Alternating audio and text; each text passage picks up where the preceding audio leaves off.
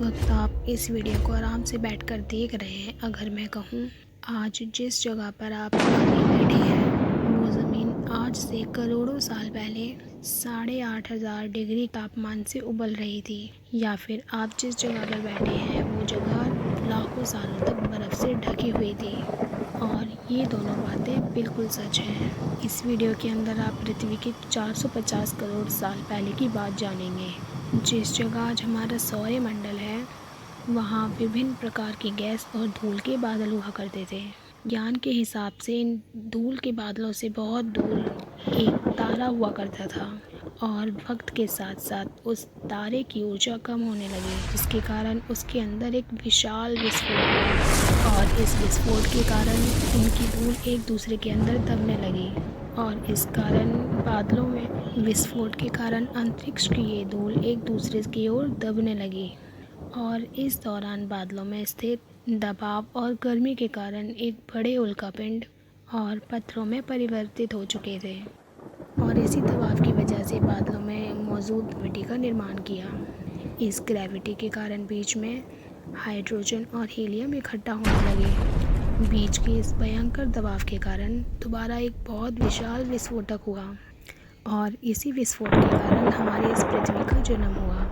अंतरिक्ष में फैले एस्ट्रॉयड यानी शुक्र ग्रहों में भारी वजन की वजह से सूरज के करीब आकर सूरज की परिक्रमा करने लगे। इसके फलस्वरूप बुध, शुक्र, पृथ्वी और मंगल जैसे ग्रहों का निर्माण हुआ। वैज्ञानिकों के मुताबिक उस वक्त पृथ्वी और मंगल के बीच एक दिया नामक ग्रह भी हुआ करता था। पृथ्वी पर ग्रेविटी होने की वजह से और धीरे धीरे करोड़ों सालों तक ये गिरते रहे, और ऐसी घटना हमारे पड़ोसी ग्रह दिया पर भी हो रही थी, जिसकी वजह से दिया पृथ्वी के और करीब आने लगा। और फिर यह जब पृथ्वी से टकराया, और इस टकराव की वजह से पृथ्वी के हिस्से इस ग्रह पर फैल गए और इन उल्कापिंडों की तरह पृथ्वी की परिक्रमा करने लगे। पृथ्वी की परिक्रमा करते हुए इन कणों में टकराव होने लगा, जिसके कारण हमारे चांद का निर्माण हुआ। उस वक्त पृथ्वी पर केवल एक ही समुद्र हुआ करता था, और वो था 1900 डिग्री सेल्सियस की तापमान वाला एक आग का समुद्र। उबल रही थी वो सारी चीज़ें जिन्हें आज आप अलग अलग नामों से जानते हैं। वक्त के साथ साथ पृथ्वी धीरे धीरे ठंडी होने लगी, जिसके कारण पृथ्वी के भारी तत्व, धातु, ये सब पृथ्वी के केंद्र में जाकर इकट्ठे होने लगे, और हल्के पदार्थ पृथ्वी की सतह पर आ गए। लाखों वर्षों तक पृथ्वी पर उल्कापिंडों की बरसात हुई, और इन उल्कापिंडों में जमा हुआ था नमक, पानी और कुछ मिनरल्स। करोड़ों वर्षों तक इन उल्कापिंडों की बरसात होती रही, और धीरे धीरे पृथ्वी की ऊपरी सतह पानी से ढकने लगी। और वैज्ञानिकों के मुताबिक यही वह वक्त था जब दूर गहरे पानी के अंदर निकलते ज्वालामुखियों से पहली बार सूक्ष्म जीवों का निर्माण हुआ। लाखों सालों बाद एक वक्त ऐसा आया जब पृथ्वी की पूरी सतह पानी से ढक चुकी थी।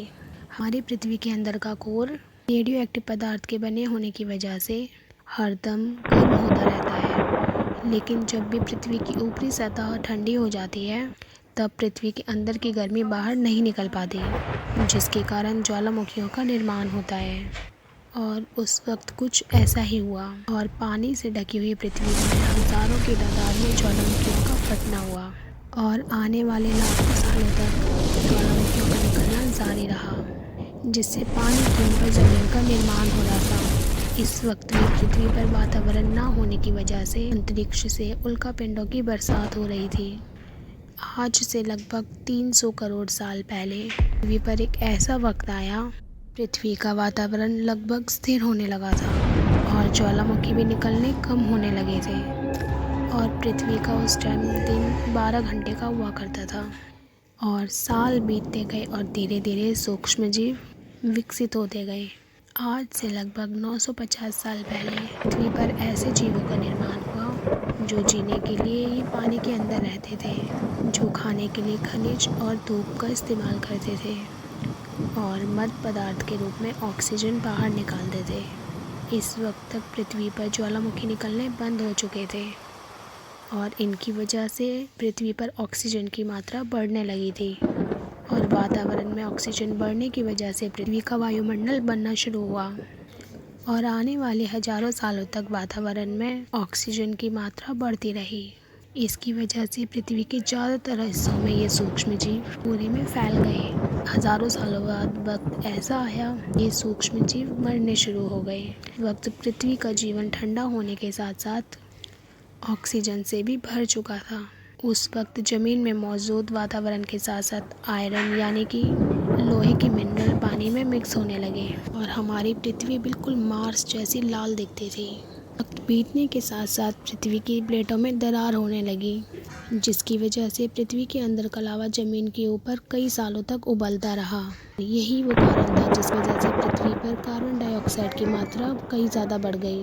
पृथ्वी पर एसिड की वर्षा होने लगी। इसी उनकी वजह से पृथ्वी का तापमान घटने लगा और तापमान ऐसा घटा कि पृथ्वी के ऊपर का पानी बर्फ़ में तब्दील हो गया और पृथ्वी पर भयंकर आइस एज आया और उस वक्त पूरी पृथ्वी सफ़ेद बर्फ़ जैसी बन गई थी।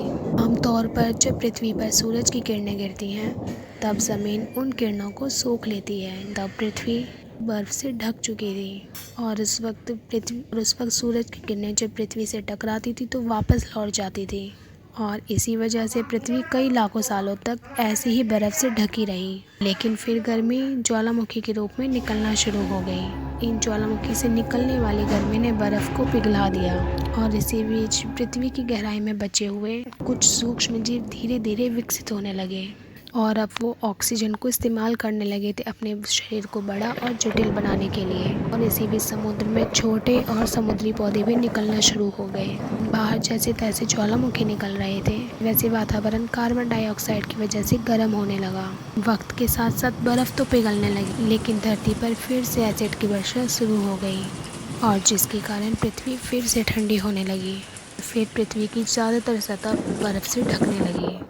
ऐसा बार बार कई हज़ारों सालों तक चलता रहा। इसी कारण से कई सारे समुद्री जीव वातावरण के हिसाब से विकसित हो रहे थे। इस बीच कई सारे जीव और समुद्री जंगल विलुप्त होने लगे थे, लेकिन जो बच गए वो धीरे धीरे पृथ्वी के तापमान में ढलते गए और कई हज़ारों सालों बाद पृथ्वी पर बर्फ़ की वजह से यह पेड़ पौधे कई पूरी तरह से मरते या फिर सूखते थे और अब सूक्ष्म जीव समुद्री जीव बन चुके थे।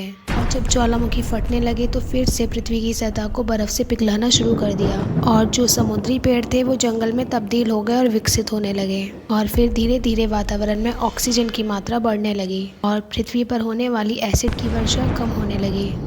पृथ्वी में ऑक्सीजन आने की वजह से पृथ्वी की ओजोन लेयर मोटी होने लगी और कम से कम 47 करोड़ साल पहले पृथ्वी की सतह पर एक प्लांट उगना शुरू हुआ।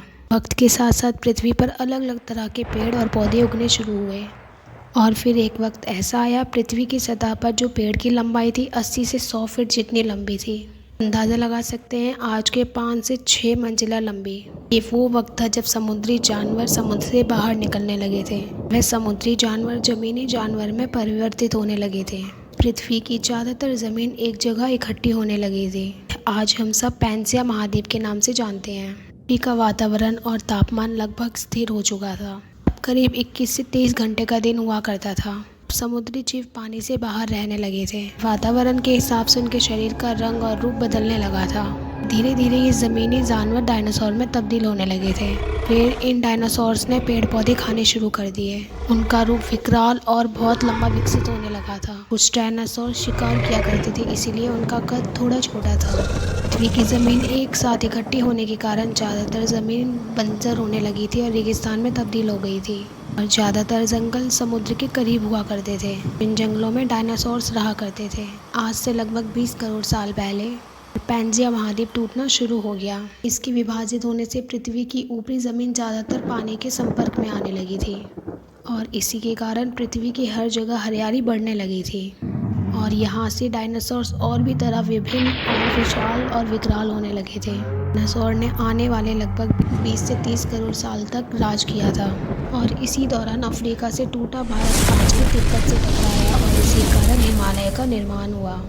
और आज से लगभग 6.5 करोड़ साल पहले पृथ्वी की तरफ एक आज के माउंटेन एवरेस्ट से भी बड़ा एक उल्का पिंड लगभग 80,000 किलोमीटर प्रति घंटा की स्पीड से पृथ्वी की ओर आ रहा था। पृथ्वी की सतह को छूते ही इसमें भयंकर आग लगी और यह जलते हुए सीधा पृथ्वी से टकराया।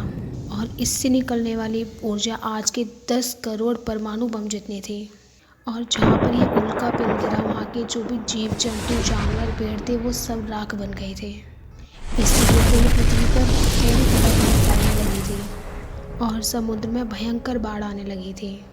भूकंप और आग ने पृथ्वी को जलाना शुरू कर दिया था और पृथ्वी पे ये गिरने के कारण पृथ्वी पर एक हानिकारक गैस और धूल के कारण पृथ्वी बिल्कुल नरक में तब्दील हो गई थी और डायनासोर इस भूख और इस गैस की वजह से विलुप्त होने लगे थे। और इस वक्त हमारे पूर्वज जमीन के अंदर रहा करते थे, वह इस विशाल प्रलय से बच गए। पृथ्वी का वातावरण पूरी तरह से काला और अंधेरे में हो गया था, जिसके कारण धूप तक जमीन पर नहीं पहुंच पा रही थी।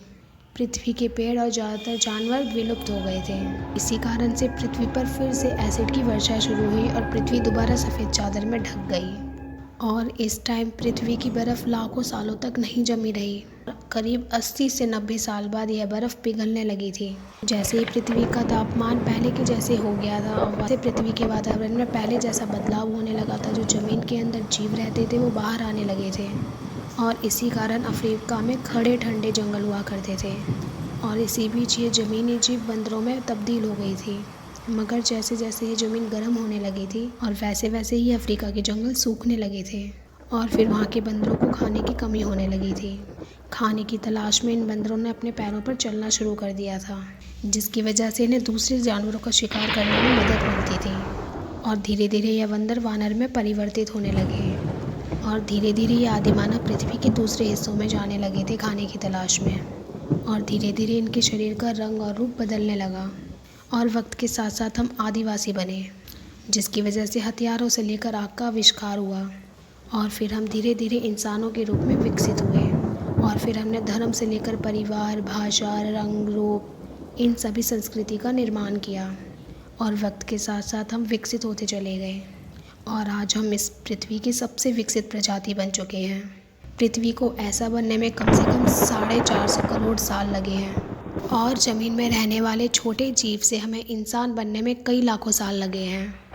लेकिन इन सालों में हमने पृथ्वी को जितना गंदा और तबाह किया है उतना आज तक किसी भी प्रजाति ने नहीं किया। और हम लोग फिर से धरती को गर्म कर रहे हैं, जिसके कारण पृथ्वी में कार्बन डाइऑक्साइड की मात्रा ऑक्सीजन से ज़्यादा बढ़ रही है।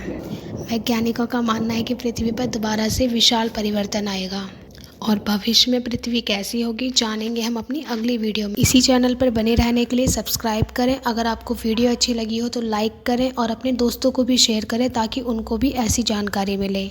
मिलते हैं अगली वीडियो में एक नई कहानी के साथ।